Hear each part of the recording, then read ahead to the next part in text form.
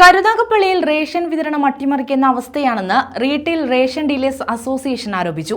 കളക്ടർക്കുൾപ്പെടെ പരാതി നൽകിയിട്ടും നടപടി വൈകുകയാണെന്ന് അസോസിയേഷൻ കരുനാഗപ്പള്ളി താലൂക്ക് കമ്മിറ്റി കുറ്റപ്പെടുത്തി. കാലിയായ കടകൾക്ക് കാവലിരിക്കേണ്ട അവസ്ഥയിലാണ് റേഷൻ വ്യാപാരികളെന്നും ഭാരവാഹികൾ പറഞ്ഞു. കരുനാഗപ്പള്ളിയിൽ റേഷൻ വിതരണം അട്ടിമറിക്കപ്പെടുന്ന അവസ്ഥയാണെന്ന് Kerala state retail ration dealers association Karunagappally taluk committee ആരോപിച്ചു. പ്രതിസന്ധി പരിഹരിക്കണമെന്നാവശ്യപ്പെട്ട് കളക്ടർക്ക് നിവേദനം നൽകിയിട്ടും ഒരു നടപടിയും ഉണ്ടായില്ല. ഓരോ മാസവും റേഷൻ വിതരണത്തിന്റെ ശതമാനക്കണക്ക് കുറഞ്ഞു വരികയാണ്.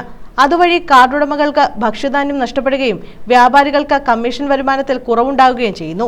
2025 ജനുവരിയിൽ താലൂക്കിൽ ആകെ ലഭിച്ച കമ്മീഷൻ തുകയിൽ നിന്ന് 1,48,834 രൂപ കുറച്ചാണ് ഏപ്രിൽ ലഭിച്ചത്. 249 റേഷൻ കടകളാണ് താലൂക്കിലുള്ളത്. ഇതിൽ 92 റേഷൻ കടകൾക്ക് മേയിൽ വിതരണാവശ്യത്തിനുള്ള ഭക്ഷ്യസാധനങ്ങൾ ലഭിച്ചിട്ടില്ല.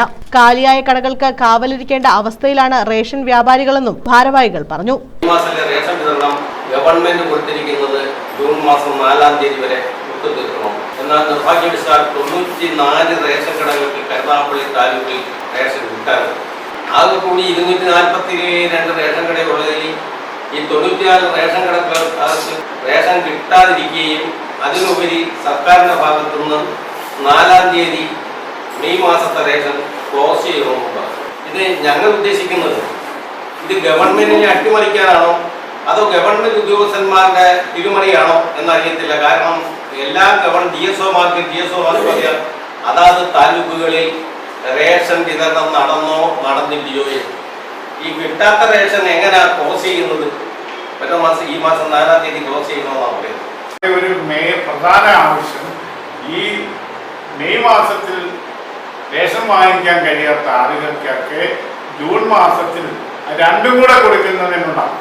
മെയ് മാസത്തെയും ജൂൺ മാസത്തെയും കൂടെ റേഷൻ ഒരുമിച്ച് കൊടുക്കുന്നതിനുള്ള ഒരു സാഹചര്യം ഗവൺമെന്റ് ഉണ്ടാകണം. ഇപ്പോൾ അതിനുള്ള ക്രമീകരണങ്ങൾ വരുത്തണം. അതാണ് ഞങ്ങൾ ഗവൺമെന്റിനോട് ആവശ്യപ്പെടുന്നത്.